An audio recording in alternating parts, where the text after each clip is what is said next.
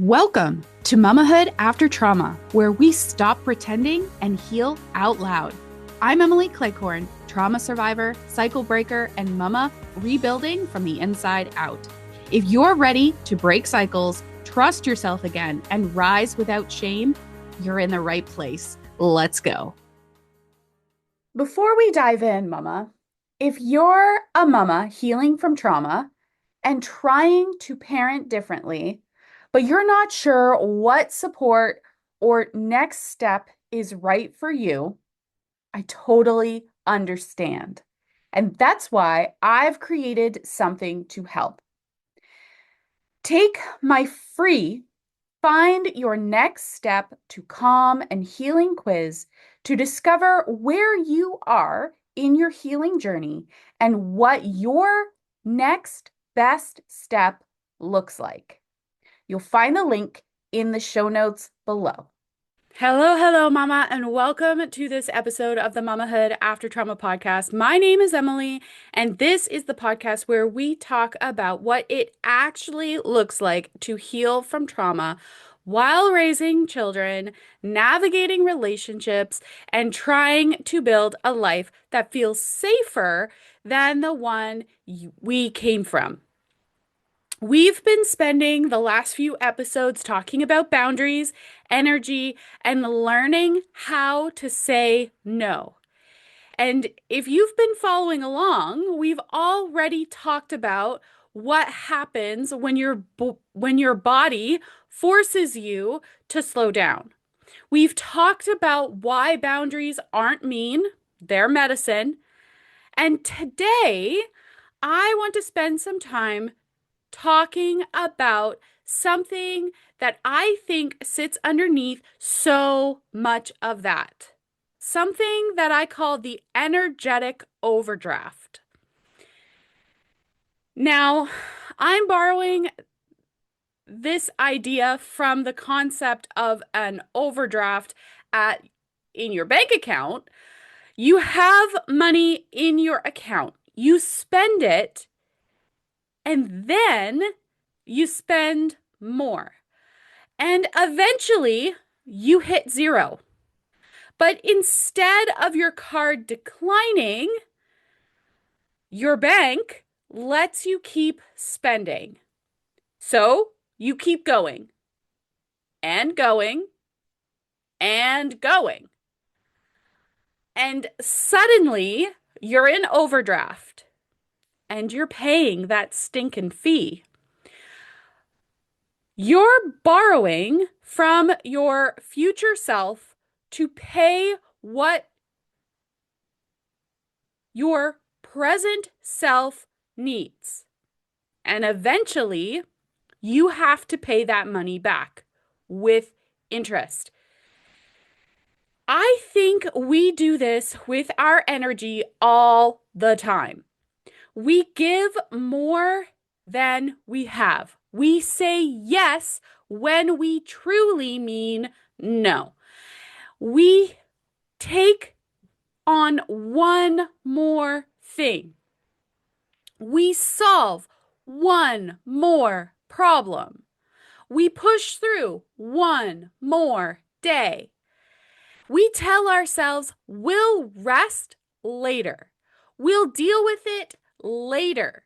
We'll take care of ourselves later. And then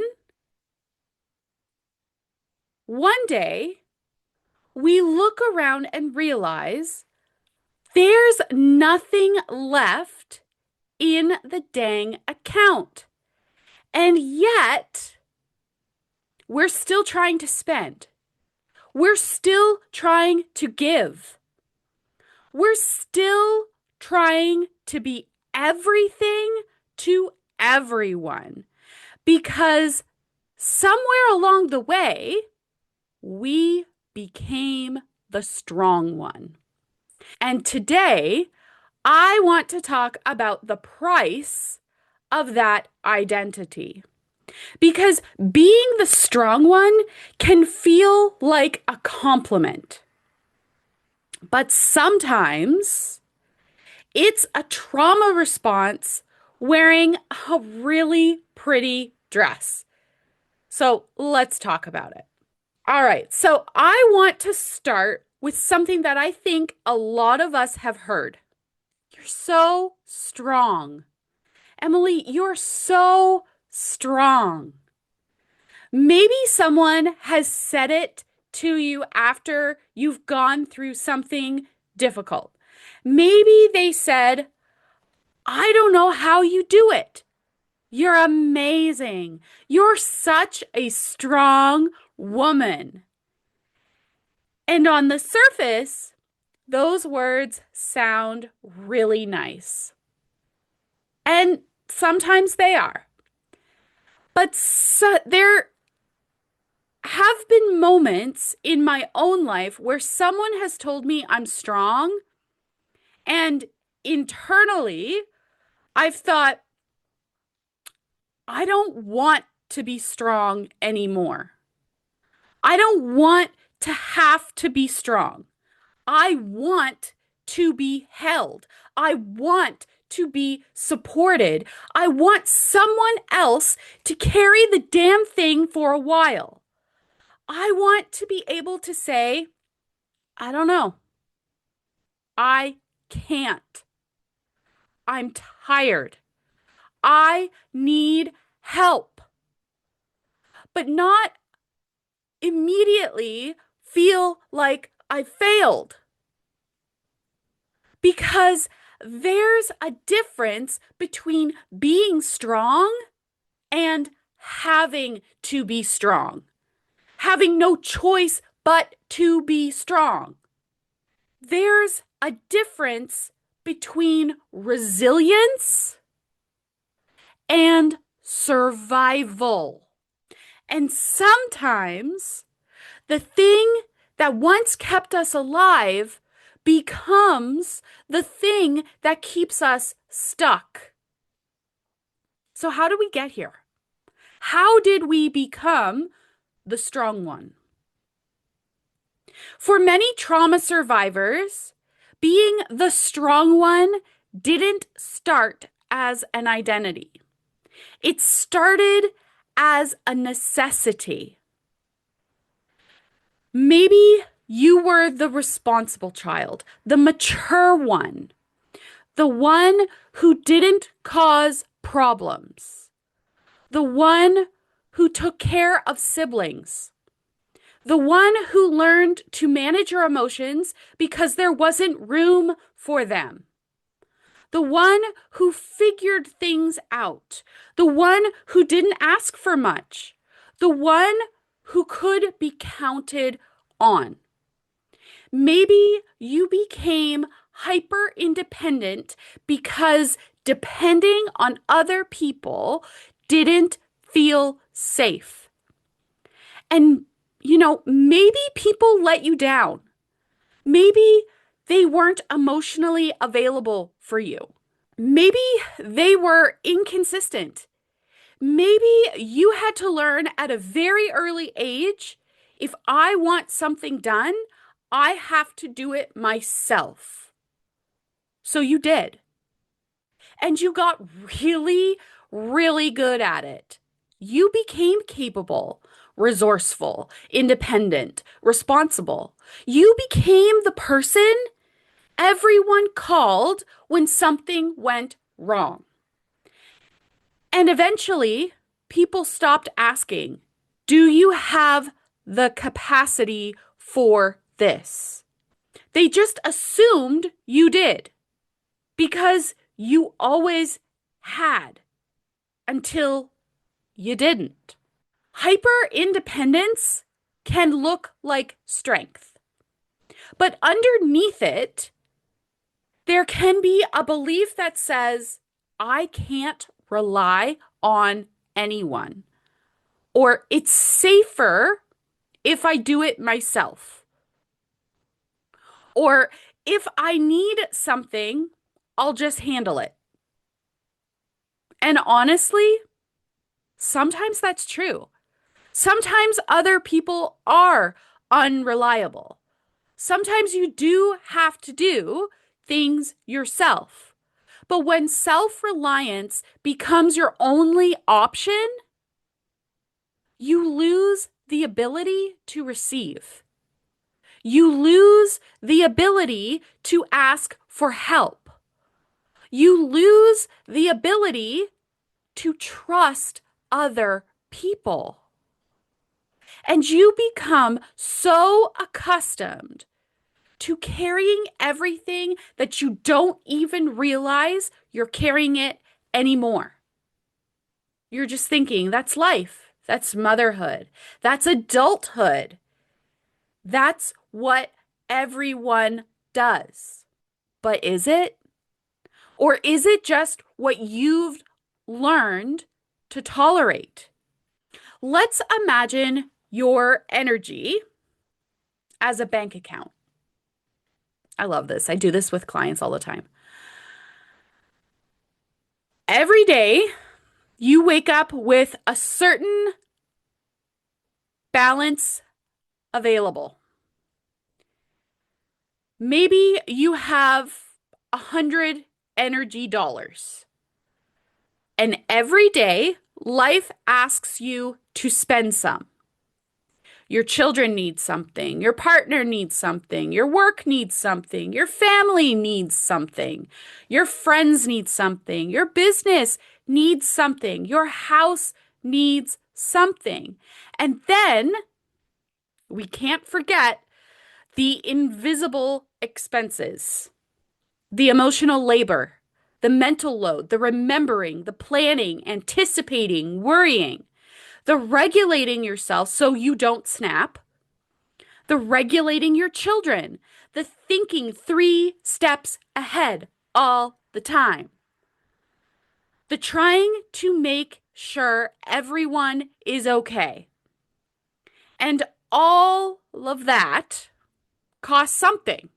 And here's where we get into trouble. We spend the 100 energy dollars, then we spend 20 more, and then another 30. We tell ourselves we'll make it back later. But when? When are you going to make it back? When the kids are older? When the work slows down? When the house is clean? When everyone else is okay? When there's nobody who needs you? Mama. There will always be someone who needs you. And if your plan is to replenish yourself when nobody needs anything from you anymore, you're going to stay in energetic overdraft for a very long time. A long time. I think it is so true that when you are the strong one, you don't always know if you're running on empty. And this is where it gets really complicated because sometimes the strong one doesn't even know she's running on empty. She's so used to being tired all the time that it feels normal. She's so used to being overwhelmed that overwhelmed feels normal. She's so used to ignoring herself that she doesn't even know what she needs anymore. And this is one of the things I think trauma healing asks us to do. It asks us to become reacquainted with ourselves, to start noticing things like what you like, what you need, what feels good to you, what feels draining, what gives you energy, what takes your energy away, like what sucks the energy out of you. What do you actually want? Not what you should want, not what would make everyone else happy, not what would make me a good mother or a good wife or a good daughter. What do I want?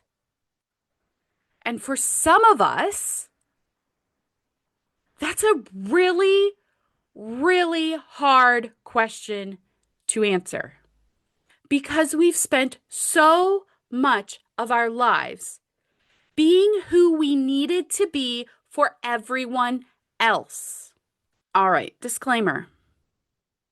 I want to talk about something that might be a little uncomfortable, but it needs to be talked about. And if you've followed the Mamahood After Trauma podcast for any amount of time, you know I don't shy away from hard conversations. So here we go. Sometimes we don't just become the strong one because people need us. Sometimes being needed becomes part of our identity because being needed feels important. It feels valuable. It feels like proof that we matter. If everyone needs me, then I must be important. If everyone depends on me, then I must be valuable. If I'm the person everyone calls, then I must belong. And this is where we have to get really, really honest with ourselves. Because there is a difference between being needed and being loved. Being needed is about what you provide. Being loved is about who you are. And if your relationships are built primarily around what you do for people, what happens when you stop doing? What happens when you say no? What happens when you need something? What happens when you're not the strong one? That's where we start to learn which relationships are reciprocal and which ones were dependent on our self-abandonment. Sit with that for a minute. Here's another sign of energetic overdraft. Resentment. And I know resentment isn't a particularly pretty emotion. We don't like talking about it, especially as mothers, because we're supposed to be grateful. We're supposed to love our children. We're supposed to love our families. We're supposed to be happy to help. And sometimes we're afraid to admit, I'm resentful. But resentment doesn't automatically mean that you don't love someone. Sometimes resentment is simply information. Sometimes resentment says, I'm giving more than I have. Sometimes it says, I don't actually want to be doing this. Sometimes it says, I said yes when I wanted to say no. And sometimes it says, I'm carrying something that isn't mine. And sometimes it's pointing to nobody is asking me how I'm doing. And if you've been living in energetic overdraft for a long time, resentment can become your warning light, your check engine light. Not because you're a bad person, but because your account is overdrawn. So, what do you do when I can't handle it becomes a trap? I think this is one of the most dangerous sentences for trauma survivors. I I can handle it. Because you probably can. You've handled a lot. You've survived things you never should have had to survive. You've gotten through things that would have broken other people. You figured it out. You adapted. You kept going. So when something comes along, you think, I got it. I can handle it. And maybe you can. But the question I want to ask is, should you have to? Just because you can carry something doesn't mean that you should. Just because you're capable doesn't mean you're available. Just because you can handle it doesn't mean it's yours to handle. And I think that's a really important shift because handling isn't about proving that you can carry more. It's about becoming discerning enough to ask, is this mine? Do I want this? Do I have the capacity for this? What will this cost me? And perhaps what happens if I don't do it?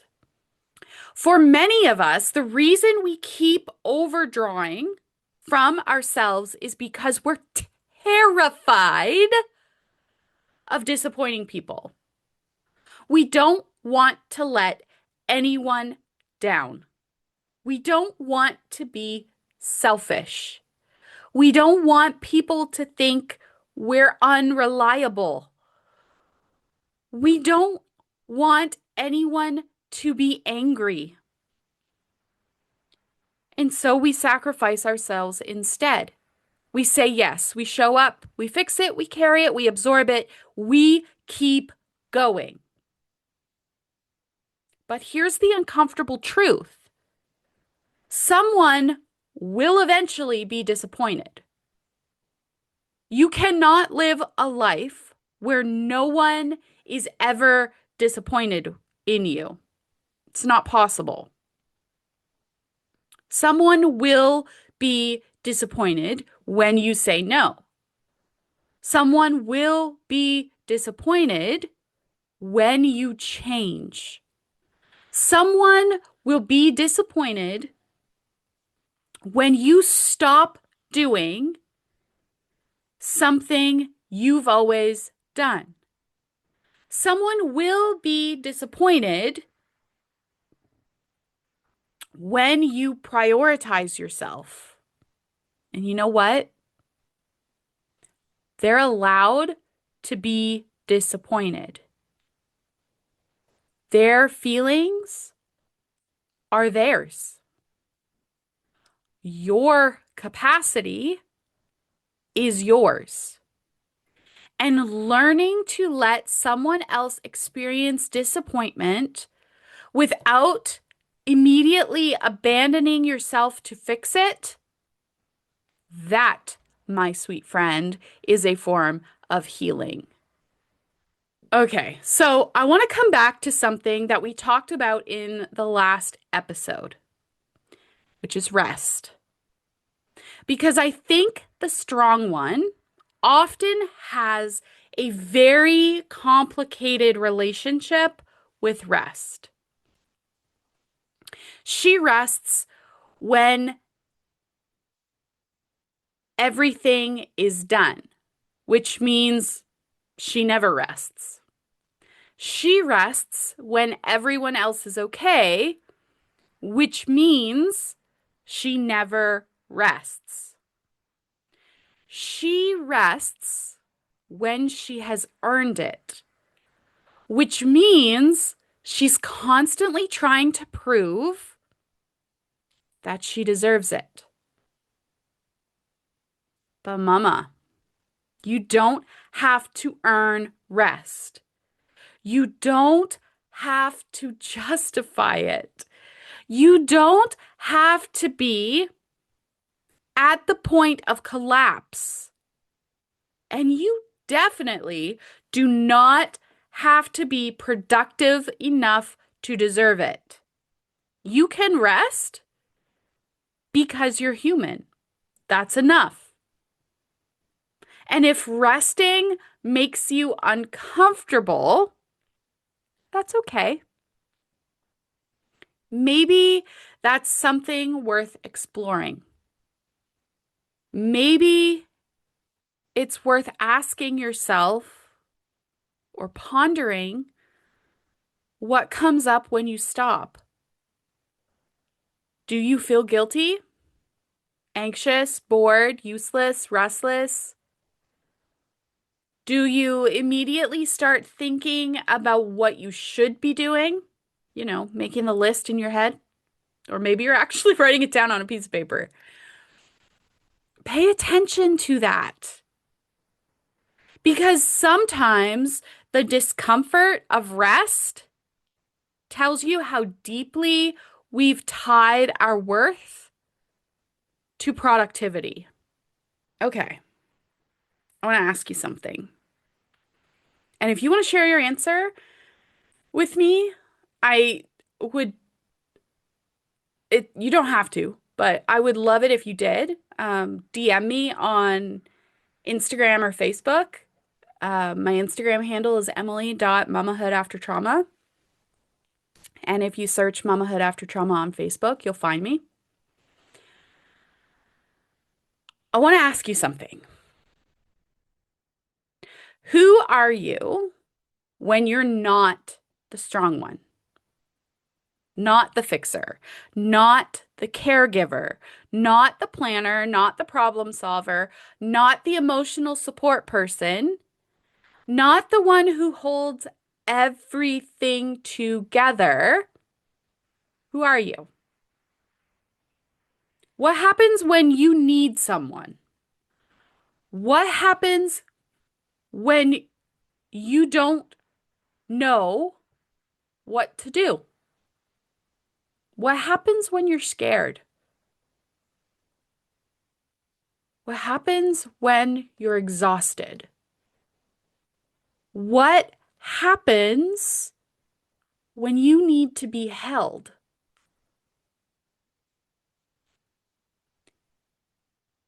And here's what I want you to know. You don't lose your strength when you stop performing it. You don't become weak because you need help. You don't become less valuable because you're tired. You don't become less worthy because you have limits. And you sure as heck don't have to be the strongest person in the room to deserve a place in it. So how do we get out of energetic overdraft? How do we start? How do we stop living in the constant energetic overdraft? And I truly don't think that the answer is simple. I don't think that it's simply do less, because sometimes that's not realistic, especially when you're a mama. Sometimes you can't just eliminate responsibilities. You still have kids. You still have bills. You still have work. You still have life. So I think we start with awareness. We start with asking, where am I spending energy that I don't actually have? What am I doing out of obligation? What am I doing because I can't tolerate someone else's disappointment? Where am I overfunctioning? Where am I doing something for someone that they could do for themselves? Where am I saying yes automatically? And then we start making small withdrawals from the things that aren't actually ours to carry. Maybe you stop answering immediately. Maybe you don't volunteer. Maybe you delegate something. Maybe you simply ask for help. Maybe you let someone else solve their own problem. Maybe you disappoint someone. Maybe you cancel something. Maybe you rest. Maybe you stop explaining. Perhaps you start choosing yourself. Not dramatically, not perfectly, not consistently. One small decision at a time. Alrighty. I want to end this episode by talking directly to the woman who has spent her entire life being strong. To the woman who everyone calls when something goes wrong. The woman who always knows what to do. The woman who takes care of everyone else. The woman who has learned how to survive almost anything. Mama, I see you. And I know that your strength is real. I'm not here to tell you that you aren't strong because you are. You so are. But I want you to know something else. You don't have to be strong all the time. You don't have to be the strong one in every single relationship. You don't have to carry everything.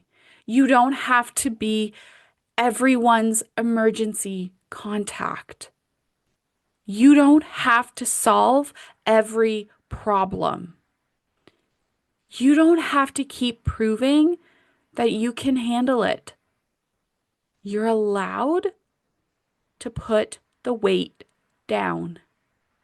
You're allowed to let someone else carry it. You're allowed to be cared for. You're allowed to receive and to be supported. You, my sweet mama friend, are allowed to need. And maybe the next chapter of your healing isn't about becoming stronger. Maybe it's about becoming softer, not weaker, softer. Softer with yourself, with your limitations, with your humanity, with the parts of you that are tired. Softer with the parts of you that don't know what to do next. Because maybe you don't need to become the woman who can carry everything. Maybe you need to become the woman who knows what isn't hers to carry. So here's your invitation this week. I want you to think about your energetic bank account. And I want you to ask yourself, if my energy were money, where am I overspending? What are you giving that you don't have? Who are you carrying? What are you fixing? What are you managing? What are you doing because you're afraid of what will happen if you stop? And then ask,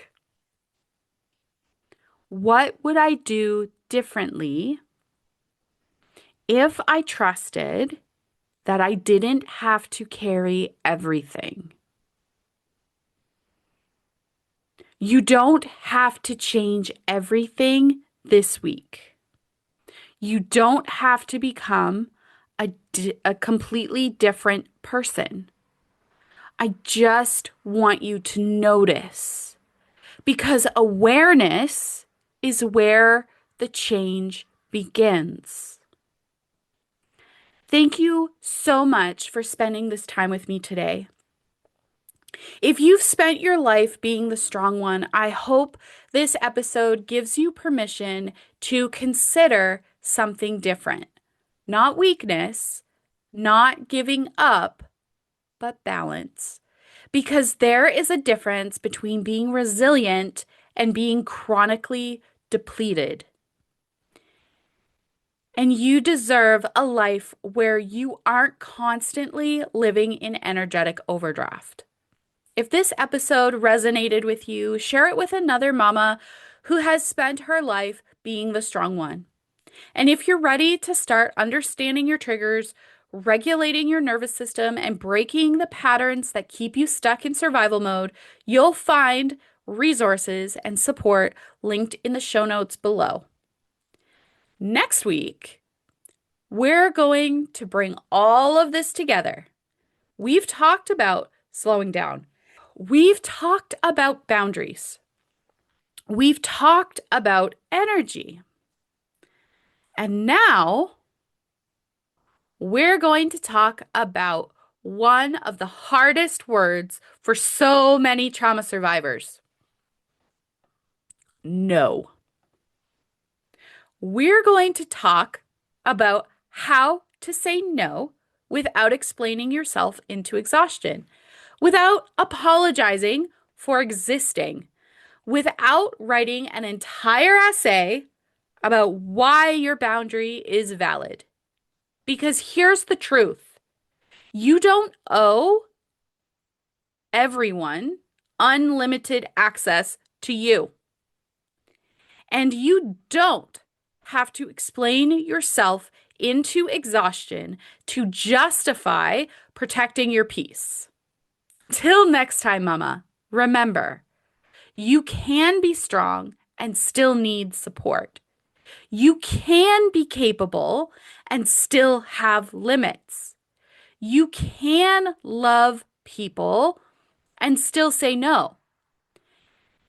And you can put the weight down without becoming less of who you are. Until next time, mama, mend the past so you can mama in peace. Thank you so much for tuning in today. Be sure to follow the podcast so new episodes land right in your feed each week. And if you're wondering what your next step toward calmer, more confident motherhood looks like, take my free Find Your Next Step to Calm and Confidence quiz found in the show notes below. Until next time, mama, mend the past so you can mama in peace.